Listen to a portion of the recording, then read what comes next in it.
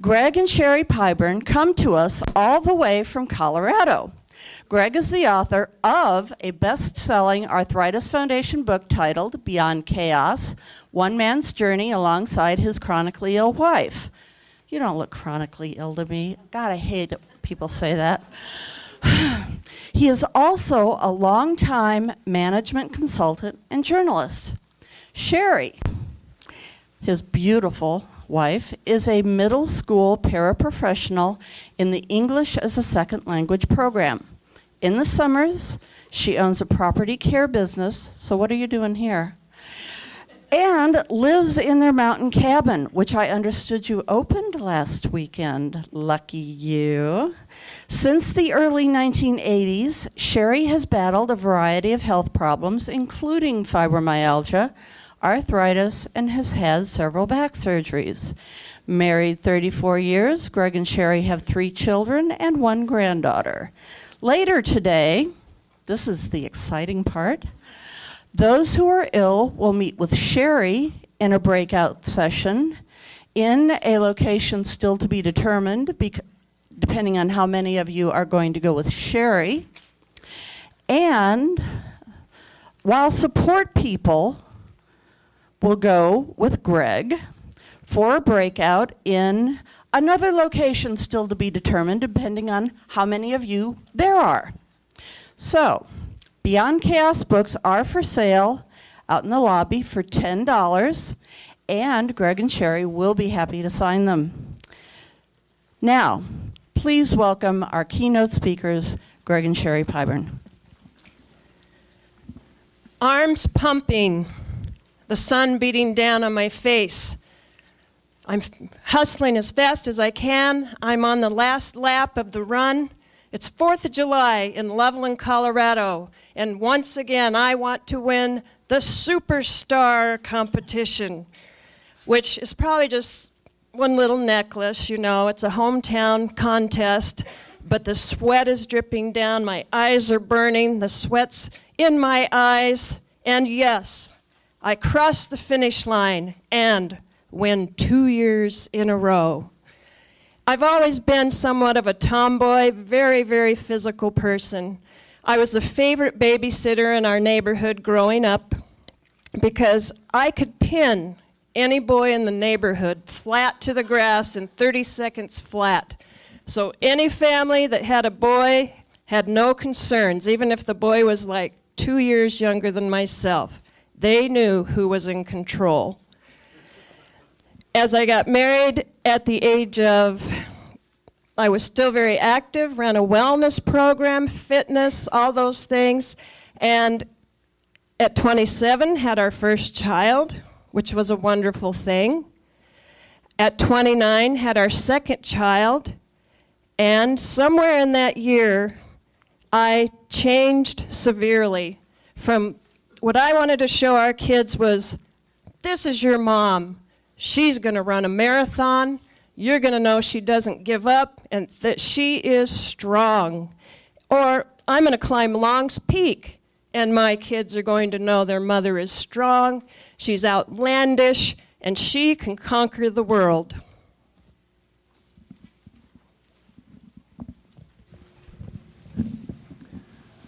That's the woman I got pinned by.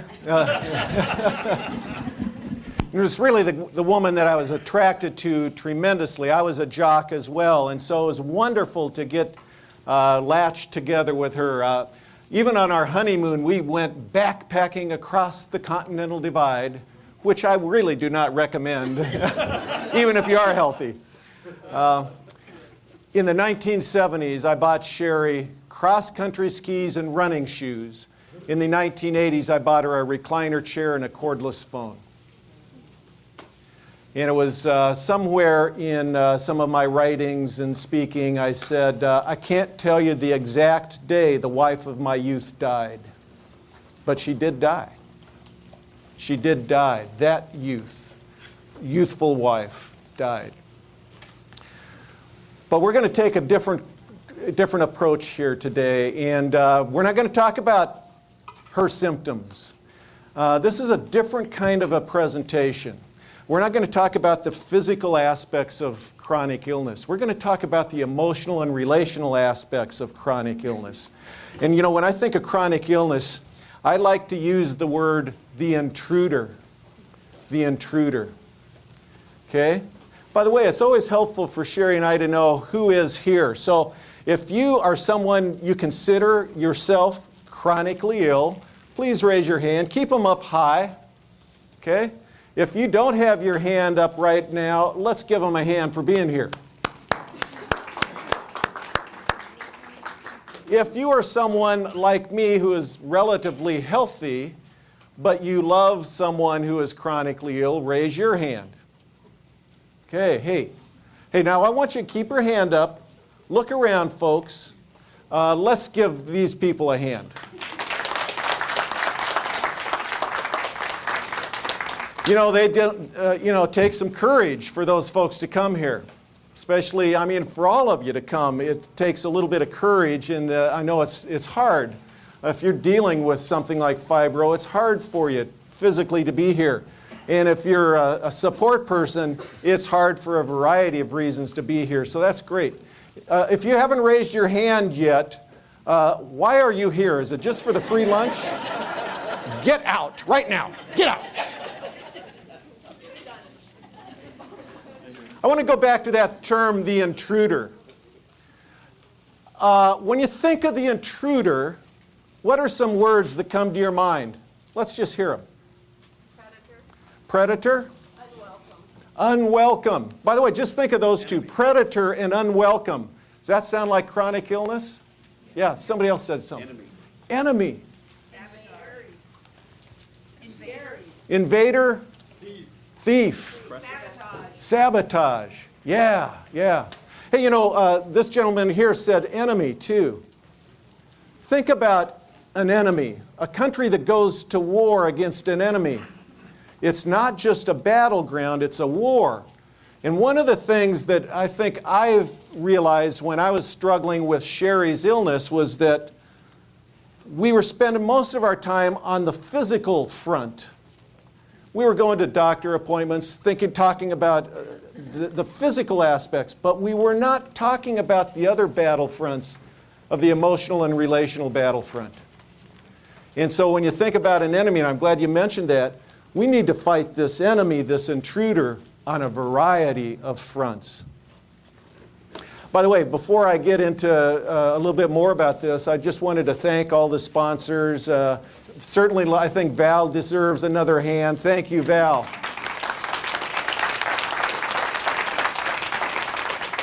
And if it was not for Val, Sherry and I would probably be, driving through another snowstorm like we were last weekend at this point. So thank you. The intruder. I want everybody in this room right now,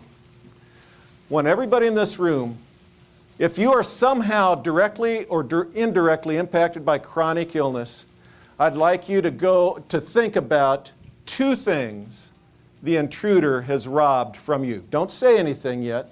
I want you to think about two things. Somebody said thief. The thief, chronic illness, has come into your home.